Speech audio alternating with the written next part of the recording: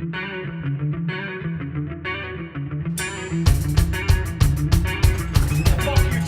you too. It's in there.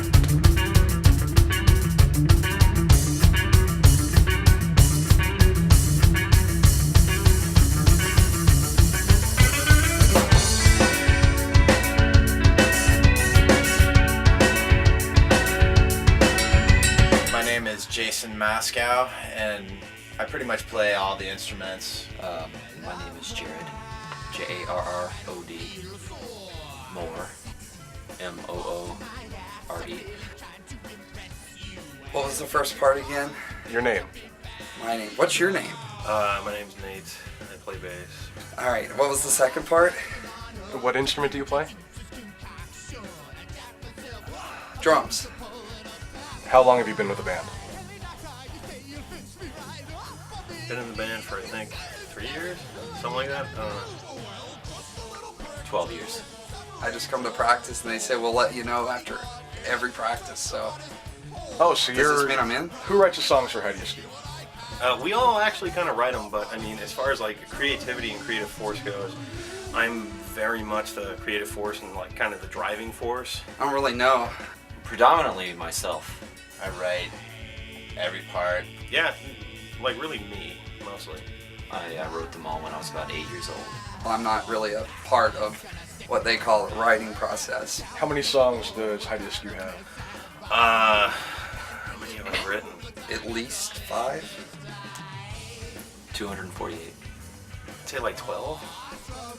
46 songs. There's lots of songs on the table. It's just that these guys have to get their stuff together. But I mean, I guess like getting your stuff together would mean that you have stuff to get together. We're really only working on, I think, about 9. Where does the inspiration for the Hiedi Askew songs come from? I find it in a bunch of different spots. I'm thinking they get it from like dreams and watching romantic comedies and stuff like that, because it seems like stuff that really comes from the heart. I get most of my inspiration from doing mean things to the other members of the band. They usually start out as a nucleus from my youth. I think it really just brings out this inner strength for me to, like, say, steal something from Nate, or, put something really old underneath Chris's car seat. I mean, it's really not hard to come up with this stuff, especially stuff for like these guys to play. It's not hard to come up with stuff. The energy from that is just, it's huge. It's huge. How would you describe Hiedi Askew's sound? Like a warm spring rain. Ethereal. Can you elaborate on that? Very ethereal. I'd say that because of my part in it, very unique. Shitty. Really shitty. I don't know, I guess kind of pedestrian in certain ways. It's just so beautiful, and during the rain you're kind of down. There are parts of the songs that are just they bring you down, and then the sun comes out and then everything glistens. It's just like it's just a beautiful sea breeze of sound that flows. What bands would you compare Hiedi Askew to? Bach, Lynn Turner, Overdrive. Corn, for sure. I don't know if there's a band called Mountain Stream, Tiny bit of Puddle of Mud. but Mountain Stream and Relaxation, that's what I gather from it. I don't know, there's a lot of them, but they're all really good. I don't know if you remember Tantric. They were those boys. You know those sounds that you listen to when you're trying to go to sleep? Sleep machines, that's what they are. Days of the New. I'd have to say like the best one. Best one. $10-3. I have noticed that people get tired when they hear our music, and it's almost like a sleep machine if they don't leave before that. What bands have others compared Hiedi Askew to? Corn. A lot of Rush. Days of the New. Basically the bands that you just named off. I don't recall saying. Some guy named Mr. Bungle. People have said we sound a lot like Bjork. Primus. A lot of Bjork. I don't know. Really good ones, Lady Gaga. I mean, I've been getting a lot of that shit lately, and it's. I don't see it, but hey, man, like I can't tell people what to think we sound like. What makes Hiedi Askew stand out among other bands? Is there something? Predominantly our posture. I didn't think we stood out. I don't know, probably me. I think Nate stands out. He's a big guy. The other three guys stand up when they play, and I sit. What is your favorite Hiedi Askew song to play and why? Oh, that's a tough one. I can't really pinpoint one. Like all of them are good, but because I've written them. They're all my babies. I'm gonna say Bumpin', because even though, you know, the other guys, they write all the stuff, you know, I know in my heart of hearts that I make that song. My favorite Hiedi Askew song is this song that actually only I've been able to work on because it's really complicated. It's called What You Talking About, Man? The voices in my head that I hear at night before I go to sleep, sometimes during the dream, they said that you are the star. You are made for stardom. You're going to be great. You're going to do something. Do you hear these voices often? Yeah, but most of the time their voices telling me to kill someone or to maim someone or to cut off someone's limbs. But, you know, I don't listen to those, and, you know, the medications really help with that. What bands have inspired you? Sorry, hold on. Shut the fuck up! I'm sorry, what? What bands have inspired you? Lady Gaga, No bands really inspire me. There's just nothing out there that's that good, you know? because I never knew you could go somewhere with that kind of music. I never knew that you could repeat a chorus 1,000 times and people would love it. Do you remember Days of the New? I'd say life inspires me. I don't know. Lots of bands. Yeah, I don't know. Next question. What's your favorite part of playing in the band? What do you mean?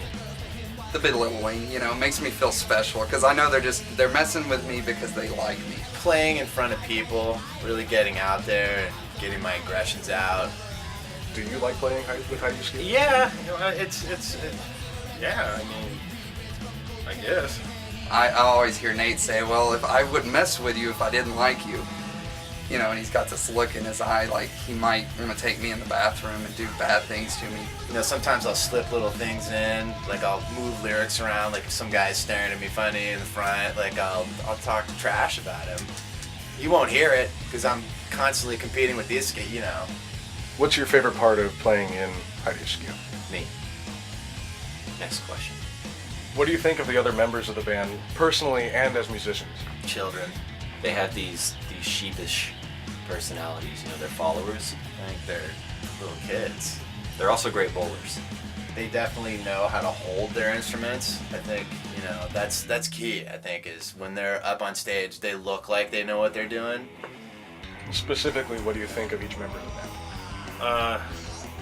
Yeah, you know, I really try not to. Nate's a very stand-up guy. As I said before, he'll come into the practices and I'll try something and he'll be like, no, don't think for yourself. I think the way, you know, Nate stands there and like the bass kind of rests on the upper part of his gut, I think that's really cool. With a bass player in a band, all you really need in rock music is somebody to not really be heard, but be felt. You know, just somebody to fill out the low end and, you know, be eye candy. And I think that Nate actually fills that role really well. He's got a little song he'll go, when you think for yourself, you get into trouble. Na na na na na na na na. So don't. What about Jason, the singer? He's kind of weak, like weak-willed. Jason, just a visionary. I don't know where he gets these visions. I mean, I wonder sometimes if he has voices in his head. I actually have been known to record some of his vocals. Of course, I write all of his lyrics. The singer, drawing a blank on his name. He's all right. He gets it done.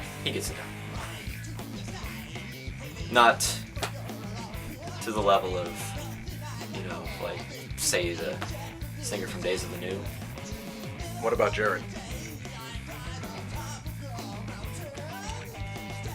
I don't want to talk about that. The guitar player, I mean, he pretty much just follows whatever I tell him to play. Jared, he's a mess. ever since that car accident. You know, he just hasn't been the same. The other members of the band mentioned a car accident. Can you comment on that? Wasn't a car. The airbag hit him in the nose and kind of, I think, poked part of his brain, set a few things loose. He's not quite right. Anything else? No. Wasn't a car though. The drummer gets on my nerves. I mean, really bad, and I really don't want him to hear that. Chris, he's a good kid.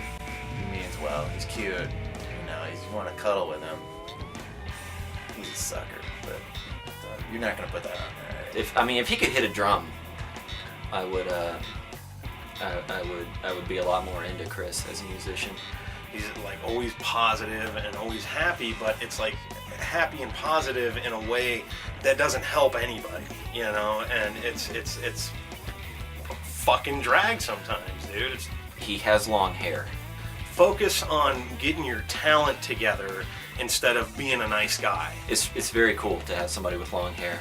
I wish I didn't have to record all of his drum tracks when we're in the studio. I think I'm gonna end up killing them at some point.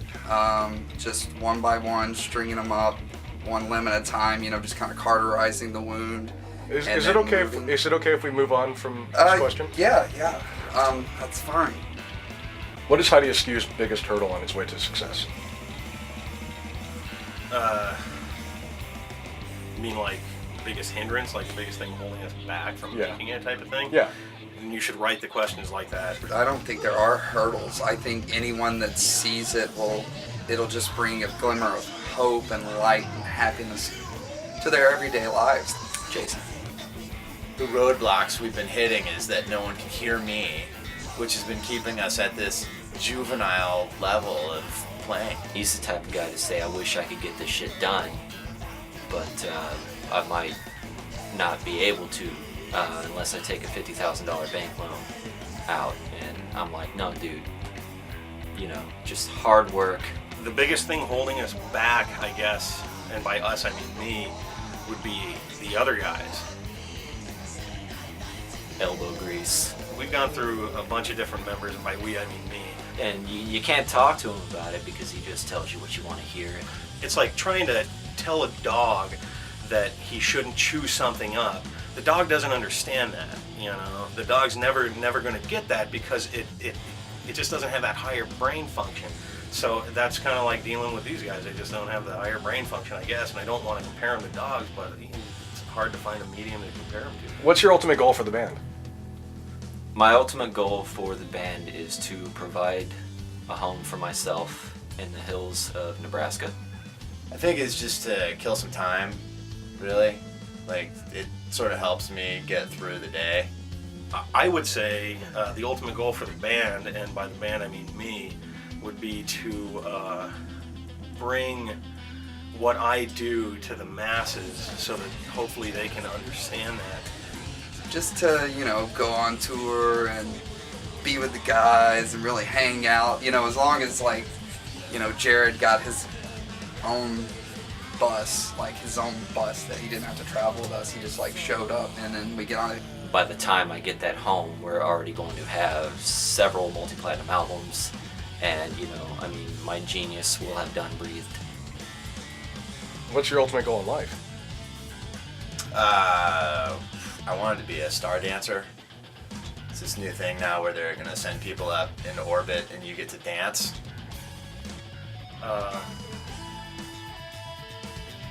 Killing animals that I buy from shelters, not killing them in the process would be nice, you know, just murder. It's a bad thing. It's a bad thing. I don't know, I'm kind of hungry. Maybe get something to eat. That's totally not the time or the place. You're not my therapist, so we can't talk about that. That's really what I'd like to do, dance. Pretty good. It's another one of my strong points. That and singing, like, To be happy. I think that's definitely an accomplishable goal.